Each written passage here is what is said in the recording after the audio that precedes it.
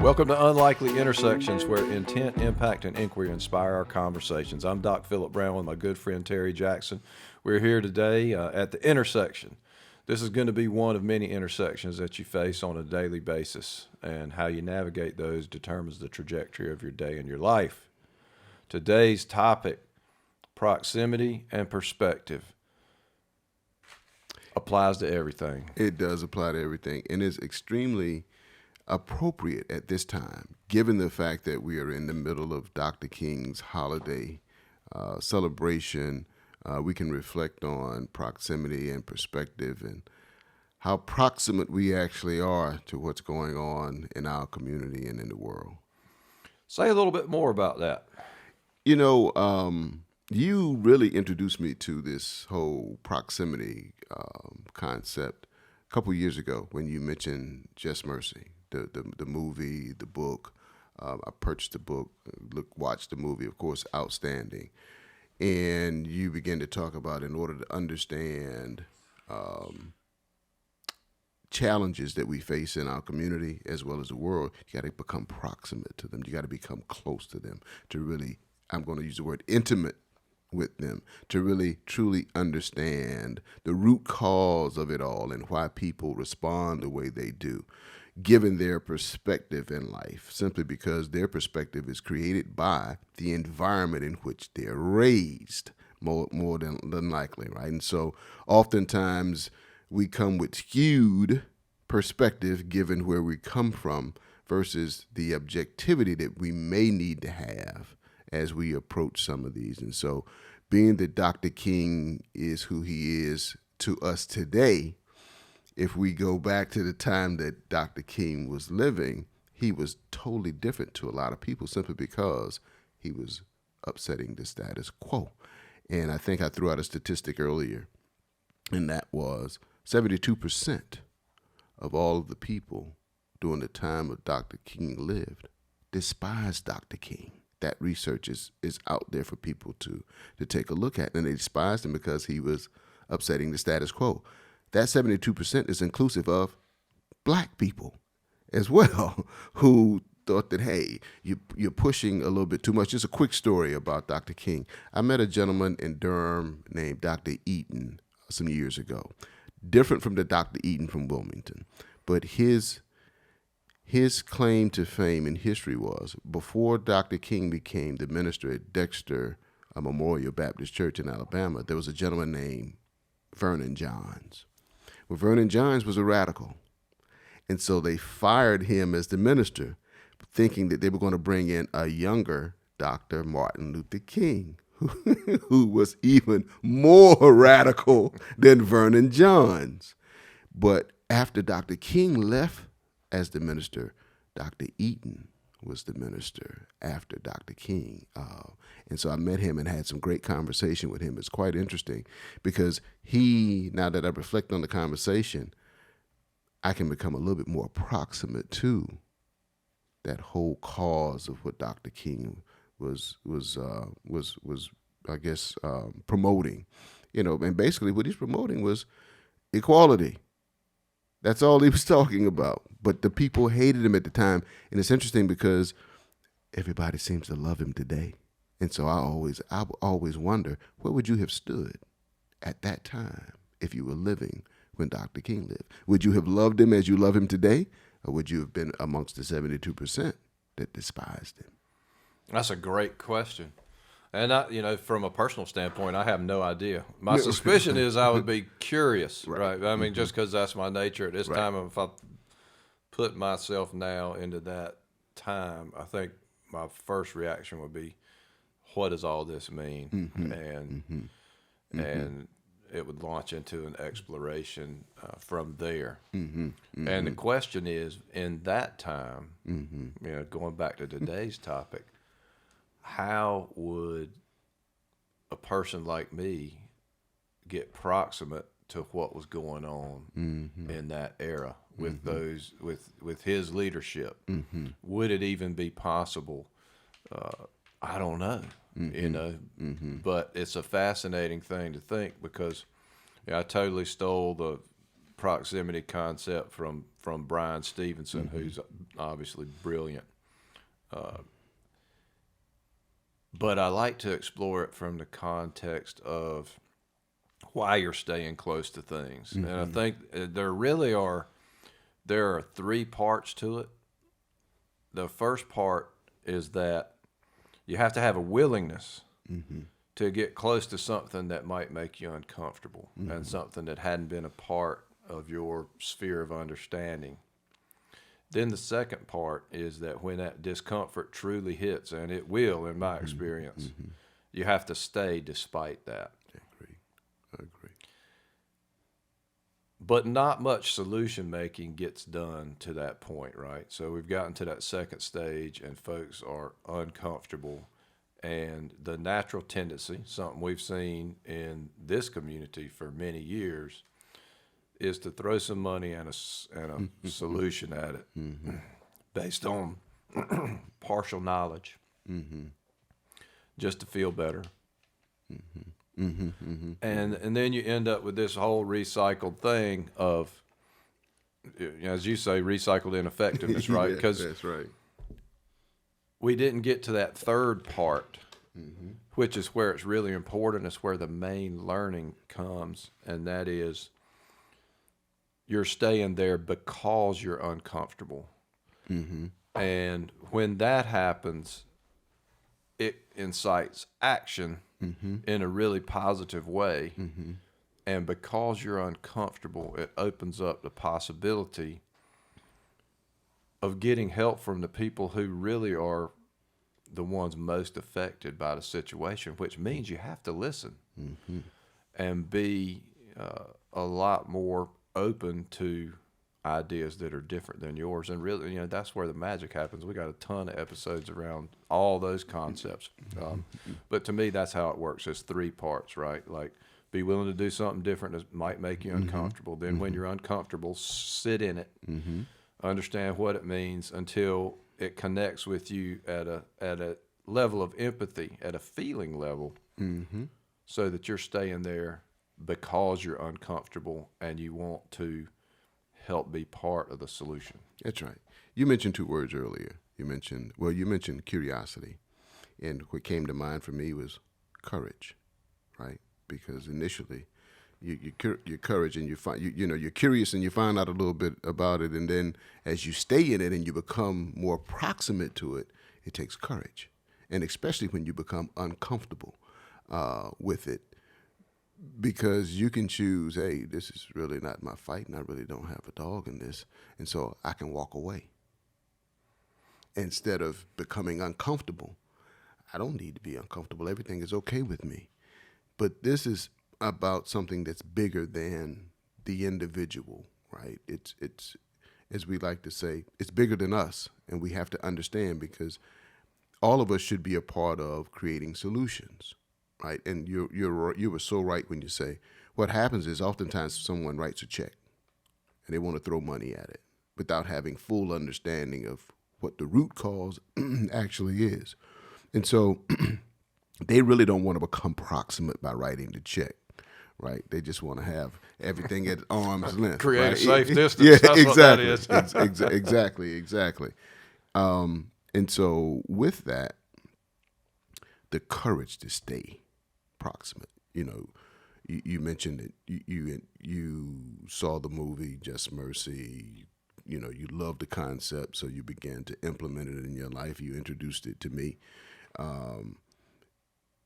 and I kind of observed, based upon meetings that I go to, how proximate are these people to the problem? Are they really trying to come up with a solution and remain uncomfortable? I told some people yesterday, I said, you have to become comfortable being uncomfortable, because people sometimes I think, I think that comfortable now or being uncomfortable is a trending fad kind of word, right? They don't really want to be, uncomfortable. They like to say that they're uncomfortable, but what is their level of uncomfort? What level of uncomfortability are they willing to go to truly understand the problem?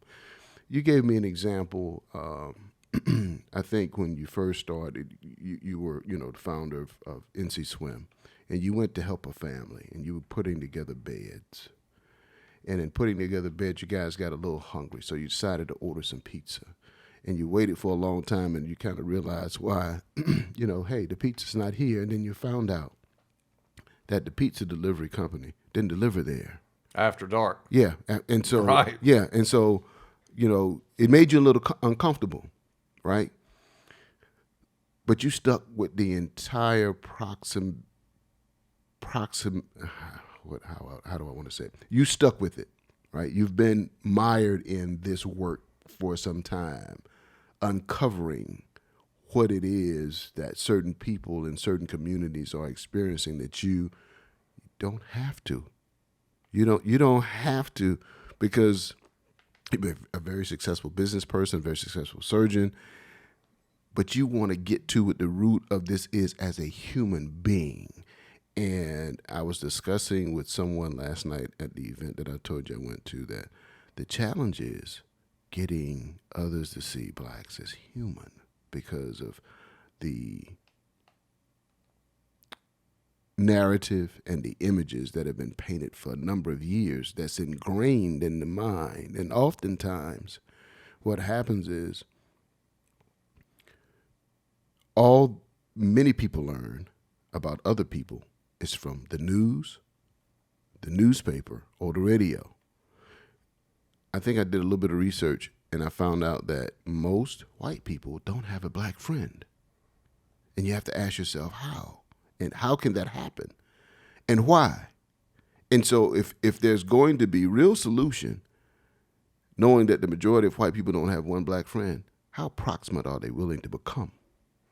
That's a fantastic question. Yeah, the pizza delivery story is amazing because, that happened 6 blocks over your right shoulder, and the pizza place is 12 blocks over my right shoulder. Right. It couldn't happen. So it's really interesting that we find ourselves in that particular world at this time, and that was pre-COVID, so it wasn't a staffing thing; it was just a policy issue. Right. And so it really, I love the way you put curiosity and courage together, and I think we talked about this on the episode with Sally Helgeson.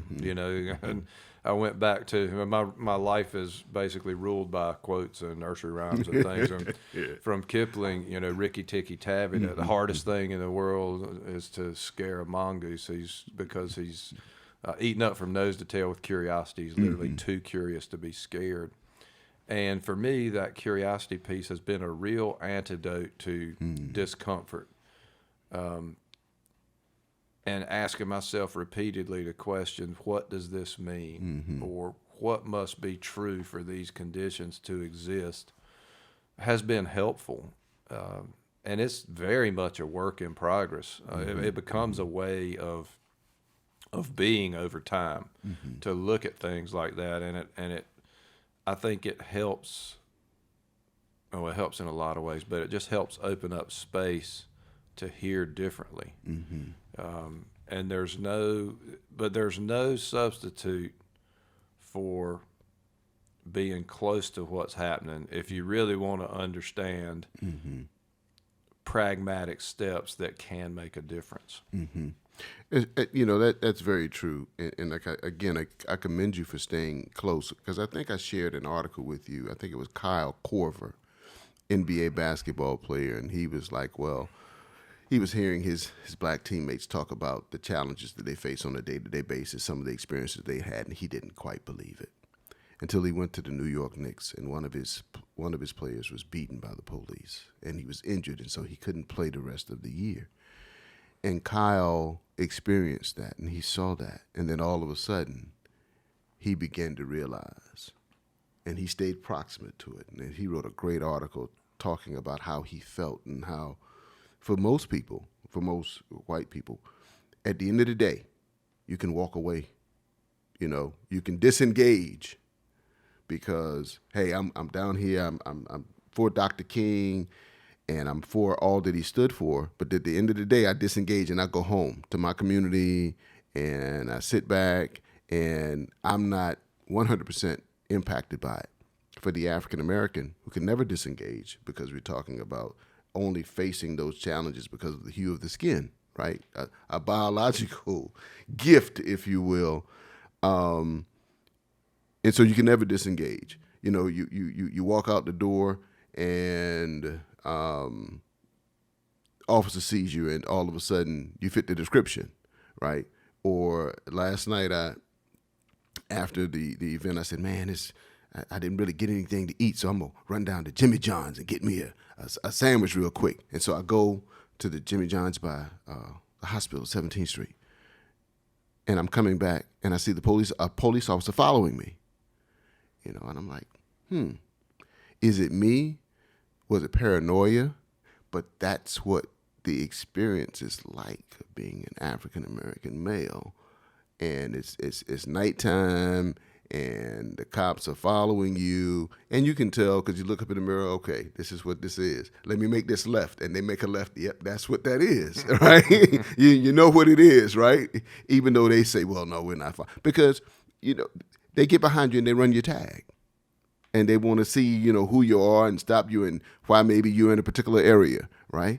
And it comes with the territory. And so you just kind of chuckle. And I say, well, you know, instead of making a left, I'm going to make a right this time. See if they follow. And if they do, you know what it is. But those are the kinds, for no reason at all. And those are the kinds of things that sometimes it's difficult to get people to understand what that's actually, what that's actually like. I remember being in college. And I remember I'd been in the house all day. It was during the summer. I'd been in there studying because I'd taken some summer school classes. And I decided to go out to my car at this apartment complex in the middle of the day to get something out. And all of a sudden, I look around, there police. This lady talks about someone snatched her pocketbook. And I'm like, couldn't have been me. I've been in the house all day long. I've been in this study. I'm a student at the Central. And so I was asked to get in the car.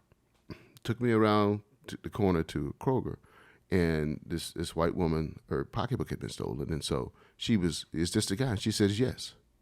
And I was like, wow, couldn't have been me. I've been in the house all day. Luckily, 5 or 6 other people who saw it, that's not him. That guy fits nowhere near the description. But in her mind, I fit the description because it was someone who was African American, and she just wanted to make sure that somebody was charged with it, but it wasn't me. And so those things happen all the time, right? They come with the territory. And again, I commend you because you were real proximate. We've had a lot of conversations. You know a lot of the same people I know, so you kind of get what the experiences have been. But everybody's not willing to be that proximate. And some people say they want to be proximate, but they're only faking because that's what the trend is. Well, you know, it's it's important to have diversity in your network of advisors or friends or social, however you want to do it, to understand all kinds of diversity is helpful. And that's a great reason why. I want to tell a story. One of the most powerful experiences that I can remember on the business side was shortly in the aftermath of the George Floyd incident. When we had, when things were stacked. You had Ahmaud Arbery, you had George Floyd, and in our organization at that time, we made the realization that a lot of people were in a bad place because of that, as you would expect. And so our leadership team convened, and this was in the COVID era, obviously, we convened a Zoom meeting with our African-American BRG to listen. And we began to hear real life stories that they had experienced, not too different from your story. And of course, these were people that we knew that worked with us on a day-to-day basis. And it really had an effect on people who had never heard it before, and even on me to hear how close it really still is in our community. And then we watched that play out because we had the incident with the police officers who got fired for all their comments that were caught on camera.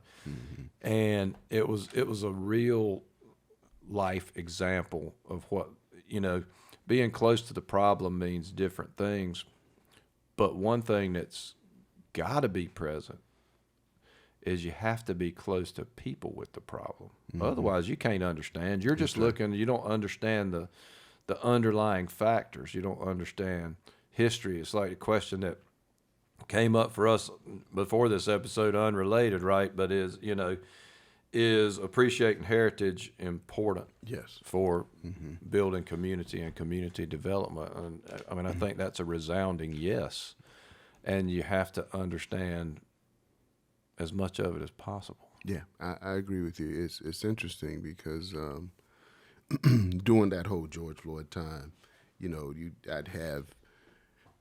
had some white friends who say all he had to do was stop resisting, and he didn't need to resist. I was like, he wasn't resisting. He just should have been all kinds of. And I said, you know what? I hear what you're saying, but we're friends, correct? Yes. That could have been me. So what if it'd been me and you know me and you saw me that way? Would you still say the same things? And so, of course, the response has changed. Well, Terry, I would have did something, but that was a human being. So why are you now saying all he had to do was stop resisting? How much pain could he have possibly been under with a knee on his neck? Would you would have squirmed a little bit too? And so I try to get people to feel how I feel by putting myself in that situation. So because and these are people that I've known for years, and so I said, well, so what if that was me? Then what? And we have to look at it that way. And so that's how you've approached it, and that's how I've approached it. And it's almost par for the course for me. Okay, well, this guy's gonna pull me. I know, let me just get let me put my hands up on the steering wheel. Right? The whole conversation of, I had to have a conversation with my daughter the other week about the same kind of thing, right? Just a conversation, a reminder. But it's a reality. And for those who don't understand, you have to get proximate. And you kind of have to put your perspective to the side. You have to come in with an open mind and open eyes to see what it is. And then be curious enough to ask the questions and have the courage enough to have the conversation. Having friends who are different than you is such an important tool that you mentioned earlier. And it goes to understanding that as human, right? Your example just a second ago was exactly that. And we know that there's still a major problem because I see it in the medical literature, like contemporary medical literature about perceptions that are race-based or gender-based or based on the various factors that scientifically can't possibly make a difference, right? There's perception of how pain is perceived is a very prominent one. And we know going back historically, gynecologic surgery in particular, one of the leaders that developed many of the gynecologic procedures did experimentation without anesthesia on black women because the perception, the belief was that they don't feel pain at any significant level, so they don't need it. But as soon as they brought it into the population as a whole, it was under anesthesia. And that thread has carried through in our medical industry, and we know it. We see disparities in care all the time that are based on deep underlying beliefs that aren't even in people's consciousness when they're making decisions. And to me, still the key is seeing that person as a human just like yourself. And that means you got to know people,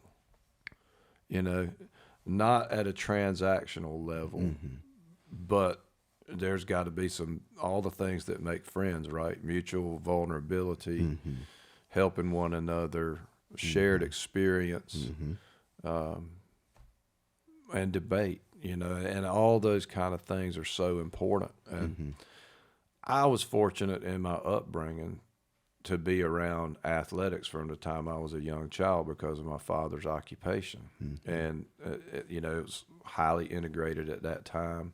And so it was always a part of my understanding that we're all just people, like I used to view my dad's team members, black or white, as basically as big brothers. And so when you put it in that context, and that's the perspective that you bring to the world, you do see a little bit differently.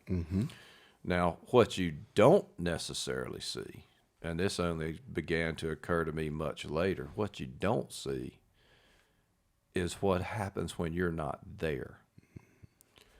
And only much later in life, decades later, did I begin to understand and hear what was happening for some of the people who I viewed as friends, peers, neighbors, brothers,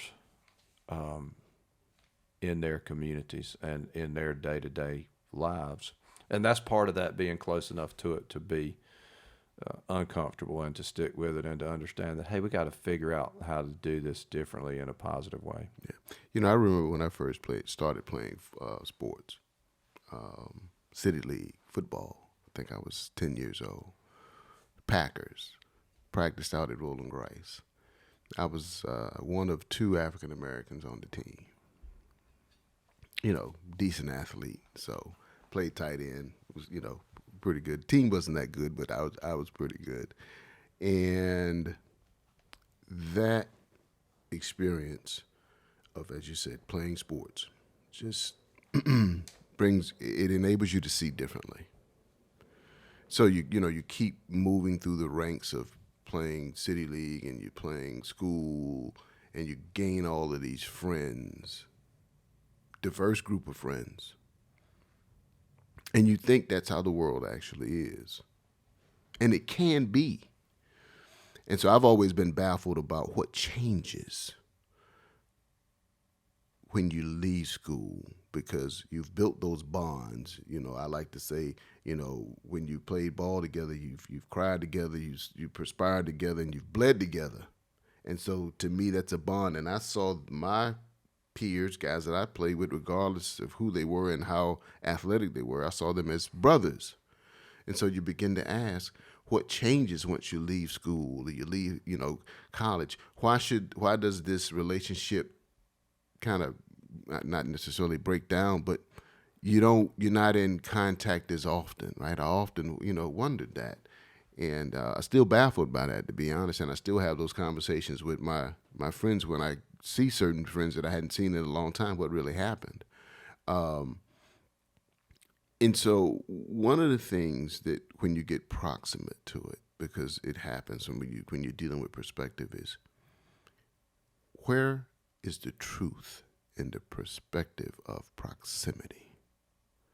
Because sometimes everybody's truth is different, right? It's not the truth. But when you start getting proximate, that's how you have these factions. And I'm not into politics, but Democrat and Republican, and they can say they're proximate, but they see it totally different, right? For whatever reason, whether it's loyalty to their party and not seeing the absolute truth, or they're seeing the truth from a political Republican perspective, or the truth from a Democratic perspective, right? And so they still call it truth, but it's not. It's been that truth has been the word truth has been bastardized, to serve their purpose, right? And it's not the truth. And so how do we get to the truth in being proximate? Yeah, that's one of my favorite concepts, actually. I've been spending a lot of time working on it. Because what you're really describing is, you have your truth and I have my truth, and both are true for us based on really different life experiences and some shared life experiences. But you see, in any interaction, there's a reciprocal obligation And right now, a lot of times folks get stuck saying, I want to bring my truth to everything I do. I want my authentic self to be there. And those are two different things, right? Because you can be your authentic self without having to beat the world over the head with your version of the truth because of that reciprocal obligation. That reciprocal obligation is that when we're together and doing things, I'm obligated to allow your truth to affect mine, and you're obligated to allow my truth to affect yours. Doesn't mean they're ever going to be the same exact thing, but the idea is that we both get a chance to grow and, and get better. But I want to pivot us a little bit on this proximity principle because,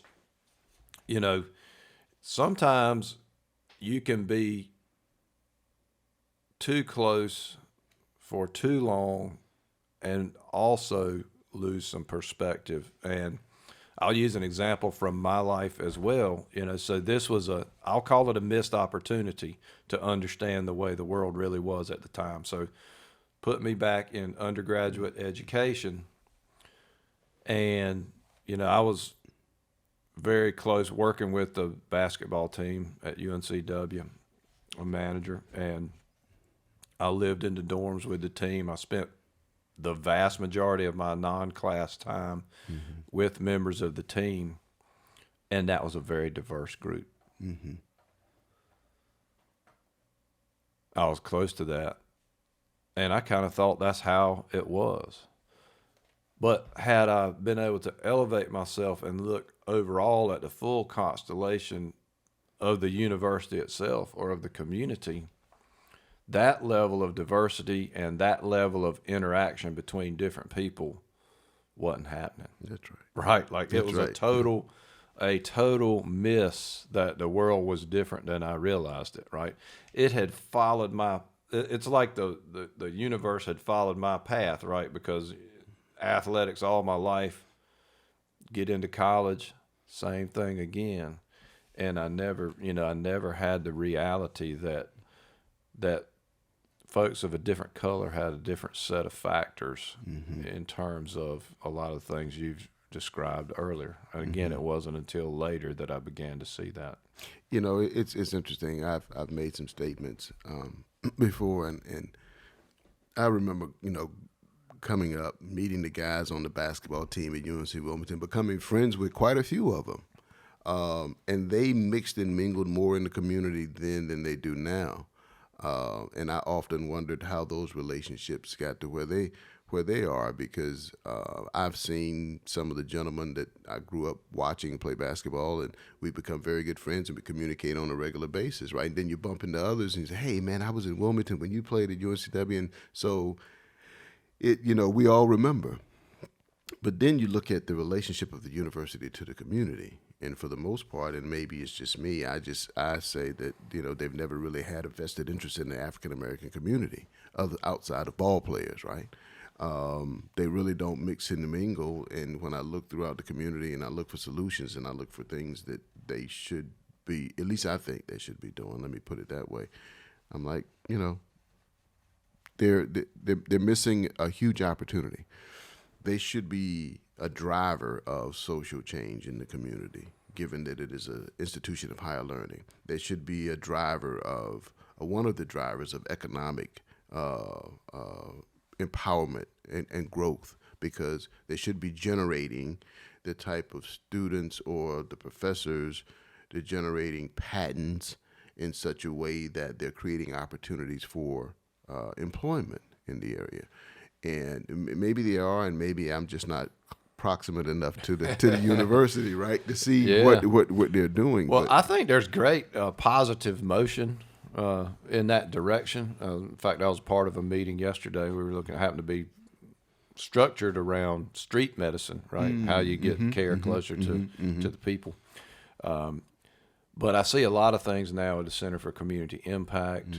I've had several really powerful conversations with the new chancellor, and the philosophy of what the university means to the community is getting to a place that I think is really powerful. I think we're going to see that in the upcoming time.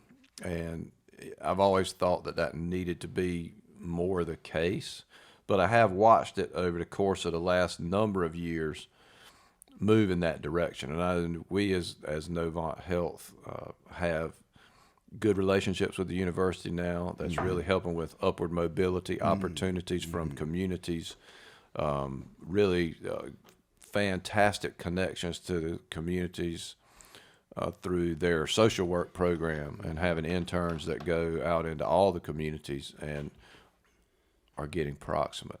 Awesome. And over time, of course, what's got to happen is you don't just show up and everything's good. You start working together, because there's that whole trust building phase that has to happen, and that just takes time. And above all else, a lot of times it takes consistency, because what we've seen, we've seen as you mentioned earlier, the check writing philosophy, right? Where I'm gonna make a contribution and that's gonna be it. I'm gonna wash my hands of it and be out. And what that leads to a lot of times is unfulfilled promises. And so that stamina to stay consistently with something, mostly with people of a community, to work through issues, is really important. And that's what we've done as a healthcare system too. We started in 2017 with the Northside Community Assessment, door to door in a lot of components. Ideas came from that. We helped the community working hand in hand to achieve some of those things. And it just grows. It does. You have to, it does take time. Trust has to be built, because, you think about all that's happened in there, there's a word of, called exploitation. And so people are like, well, is this another way to exploit us? And then from the other side, we can't always look at things from a victim perspective, right? It's like, well, I'm black and this has happened to me because of this, right? Sometimes we do have to step out of our own way, right? And say, okay, let me try to look at this thing a little bit more objectively. And that's when you can be too close to it too, right? That's right. Because if that begins to be the way it is, then you're looking for it, you see more of it. Just like leadership, while you might be down in the operations at one moment, you intermittently have to pop up. That's right. And take that mountaintop view and understand the bigger perspective of what's going on. That the context you were in when you were close to it is only a piece of the puzzle, and there may be other moves to be made, other opportunities. That's right. The whole piece of proximity is really tricky, and I'll tell another personal story of, I'll call it personal growth, right?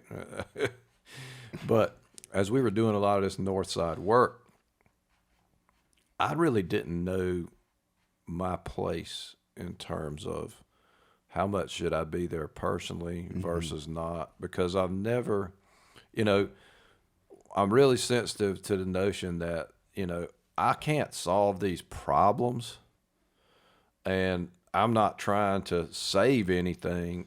What I believe is that we're so mutually interdependent that my well-being is ultimately based on yours. Right. And so that's what I hope to bring. But I didn't know the balance, right? And luckily a good friend, Evelyn Bryant, one day called me, and it was a courageous thing on her part, really, to address this issue with me. And she just asked me, why I wasn't personally present more than I was. And, I had to think through that and understand and ask her what that needed to look like. And, I think the answer ended up being something like, well, you could definitely be there too much, but you're not threatening that right now. Right. And so, right.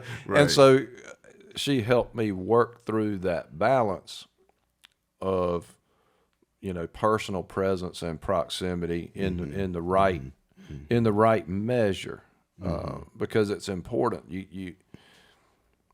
you have to trust that things can happen when you're not there because it's from the people.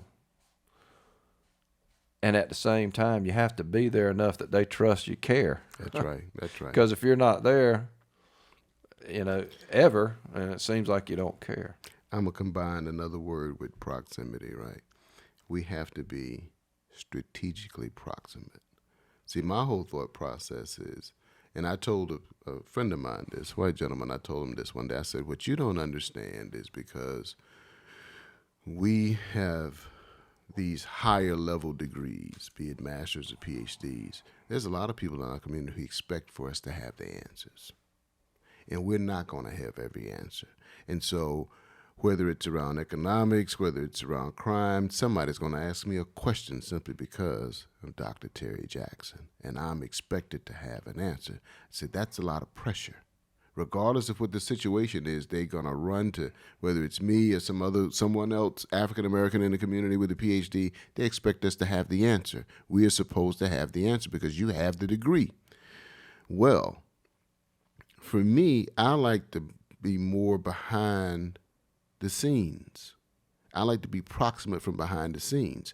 Pick up the phone, have a phone call, give someone some direction, influence them a particular way versus necessarily being on site for my face to be seen all the time. And that actually came up last night when I was at an event, MLK, and I was reciting part of his speech. And someone said, "Oh, how have you been? We hadn't seen you in a while." I said, "Well, I've been around, just trying to make the right phone calls, having the right connections." I said, "Well, we just need to see you a little bit more." So I got the message. I got the message that we need to see. You need to come out more, right? Because I guess you can call. I guess I can say I'm somewhat of an introvert, right? But I've always thought that let me be able to pull the strings from behind. I want to be the puppet master. Right, not necessarily the puppet or the person out front. I don't need the accolades, but I want to be an influencer from behind closed doors.